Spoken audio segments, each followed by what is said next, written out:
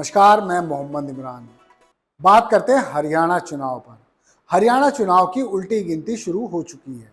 हर एक पार्टी और हर एक उम्मीदवार अपनी पूरी ताकत झोंक रहा है, जीत के अपने अपने आंकड़े लगा रहा है। कांग्रेस के सांसद राहुल गांधी और उनकी बहन प्रियंका गांधी वाड्रा ने हरियाणा में मोर्चा संभाल लिया है। भाजपा ने भी पूरी ताकत झोंक दी है। पीएम नरेंद्र मोदी के साथ साथ पूरे भाजपा की टीम यहां चुनाव प्रचार कर रही है, जिसमें यूपी के सीएम योगी आदित्यनाथ, भाजपा अध्यक्ष जेपी नड्डा, उत्तराखंड के मुख्यमंत्री पुष्कर सिंह धामी के साथ साथ तमाम केंद्रीय मंत्री और तमाम भाजपा में रसूख रखने वाले प्रचार में जुटे हुए हैं। कुमारी सैलजा और भूपेंद्र सिंह हुड्डा के बीच बड़ी दूरी को कम करने के लिए राहुल गांधी ने खुद कमान संभाली और दोनों का हाथ भरी सभा में मिलवा दिया। राहुल गांधी और प्रियंका गांधी ने जीटी बेल्ट में प्रचार किया। इसका मतलब ये हुआ कि भाजपा के गढ़ में भाई बहन खूंटा गाड़ने की कोशिश कर रहे हैं। दोनों ने रोड शो किया, साथ ही जनसभाएं भी की। नारायणगढ़, जहां से नायब सैनी विधायक रह चुके हैं, और लाडवा, जहां से नायब सैनी चुनावी मैदान में उतरे हैं, वहां भी दोनों ने जनसभाएं की। कुमारी सैलजा और हुड्डा के साथ साथ नजर आने से एक अलग ही संदेश गया है। संदेश में साफ दिखा है कि यदि हाईकमान चाहे तो पार्टी में कोई मनमुटाव नहीं रह सकता। राहुल गांधी और प्रियंका ने रोड शो में करीब 33 सीटें कवर की। आजकल राहुल गांधी का बयान अडानी का जिक्र ना किया जाए तो अधूरा सा लगता है। राहुल गांधी ने कहा कि भाजपा की सरकार बनती है तो वो अडानी की होगी, यानी किसानों को उन्होंने साफ संदेश दे दिया है। उन्होंने छोटे दलों पर भी सीधे निशाना साधा, कहा कि इंडिपेंडेंट पार्टी और छोटी पार्टियों का रिमोट कंट्रोल भाजपा के हाथ होगा। इससे आपको पूरी हरियाणा की हालत पता लग जाएगी। सबसे पहले जैसे ही मैंने आज ये गाड़ी में जलेबी चखी, मैंने अपने बहन को सीधा मैसेज भेजा। मैंने कहा प्रियंका को जलेबी बहुत अच्छी लगती है। मुझे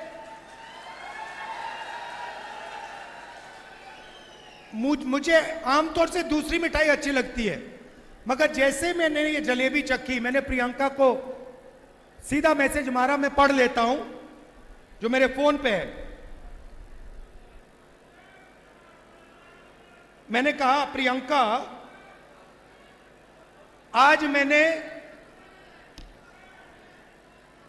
अपनी लाइफ में सबसे अच्छी जलेबी खाई है।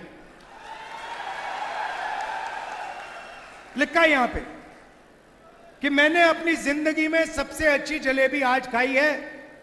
मैं तुम्हारे लिए आज शाम एक डब्बा लाने जा रहा हूं। अब इसमें हरियाणा के एक व्यक्ति का खून पसीना है। पूरा कॉन्सेप्ट उन्होंने बनाया, सालों से ये काम कर रहे हैं।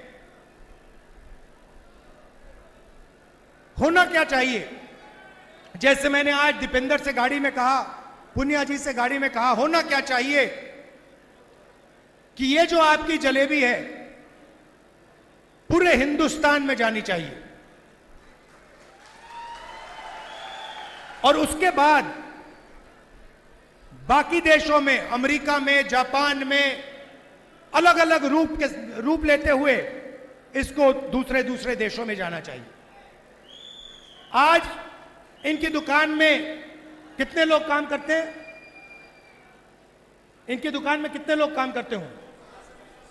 मान लो इनकी दुकान में आज 100 लोग काम करते हैं, तो अगर इनकी जलेबी बाकी हिंदुस्तान में जाएगी, बाकी दुनिया में जाएगी, तो शायद उनकी फैक्ट्री में एक दिन 10,000, 20,000, 30,000, 50,000 लोग काम कर सकें।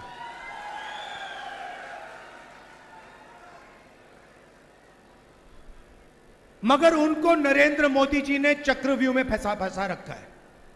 जैसे यहां पे महाभारत में, कुरुक्षेत्र में अभिमन्यु को फंसाया गया था, वैसे ही इन्हीं को, मथुराम जी को चक्रव्यूह में फंसाया गया है। कैसे फंसाया?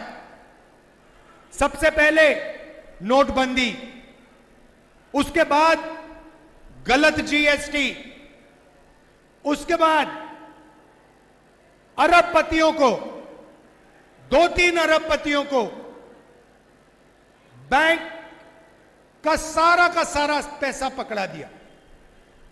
अगर आप इनसे जाके पूछेंगे कि भैया बैंक से आप पैसा मांग सकते हो, लोन ले सकते हो, और मशहूर आदमी हैं, अगर आप इनसे पूछोगे ये कहेंगे नहीं भैया, बैंक हमें कर्जा नहीं देगा। बैंक तो हिंदुस्तान में आज अदानी और अंबानी को ही पैसा दे सकता है। वहां नहीं बात रुकती। इनको फिरौती की कॉल आती है, बाहर देश से कॉल आती है, एक्सटॉर्शन किया जाता है, 5 लाख 10 लाख रुपए मांगे जाते हैं, डराया जाता है, धमकाया जाता है। और यह सिर्फ एक आदमी के साथ नहीं हो रहा है, ये हजारों लाखों लोगों के साथ हरियाणा में किया जा रहा है। आपको ये बात भी बता दें कि पिछली बार दुष्यंत चौटाला को जैसे ही काफी सीटें हासिल हुई, उनको विजयी मिली, तो उन्होंने बीजेपी से हाथ मिला लिया। अब उनकी पार्टी जेजेपी ने चंद्रशेखर की आजाद समाज पार्टी के साथ हाथ मिलाया है, ये सोचकर कि दलितों के वोट का उनकी पार्टी को फायदा मिलेगा। वहीं बसपा सुप्रीमो सुश्री मायावती ने इनेलो के साथ समझौता किया है। जानकार कहते हैं कि हरियाणा में प्रचार के दौरान कांग्रेस में दम दिखने की बात कही जा रही थी, लेकिन पीएम मोदी कहते हैं कि राजस्थान और एमपी में भी यही कहा जा रहा था, लेकिन कांग्रेस की हवा निकल गई। दरअसल यही कारण है कि छोटी छोटी पार्टियां रीजनल पार्टी और जातिगत पार्टियों के साथ अपने अपने समीकरण बैठा रही हैं, ताकि हरियाणा चुनाव में वो कांग्रेस और भाजपा की राह में कांटे बिछा सकें। कहा यह भी जा रहा था कि अरविंद केजरीवाल जेल से बाहर निकलवाए गए हैं, ताकि हरियाणा चुनाव में सीधे सीधे कांग्रेस को नुकसान पहुंचा सकें। लेकिन हरियाणा चुनाव में अरविंद केजरीवाल की प्रेजेंस उतनी नहीं है जितनी सोची गई थी। लेकिन राहुल गांधी और प्रियंका गांधी ने जिस तरह से भाजपा को टक्कर दी है, उससे साफ संदेश जा रहा है। प्रधानमंत्री नरेंद्र मोदी और कई राज्यों के मुख्यमंत्री के साथ साथ केंद्र में कैबिनेट मिनिस्टर तक हरियाणा में प्रचार कर रहे हैं। तो आप सोचिए ताकत कहां से लग रही है, कौन लगा रहा है और कैसे लगा रहा है। हरियाणा की जनता का क्या मूड है, ये तो आने वाली 5 अक्टूबर को पता चलेगा। लेकिन इतना जरूर है, कांग्रेस और भाजपा ने एक दूसरे को चुनौती देने के लिए पूरी ताकत झोंक दी है। धन्यवाद। आप देखते रहिए जय हिंद जनाब। चैनल को लाइक और सब्सक्राइब करना ना भूलें। जय हिंद।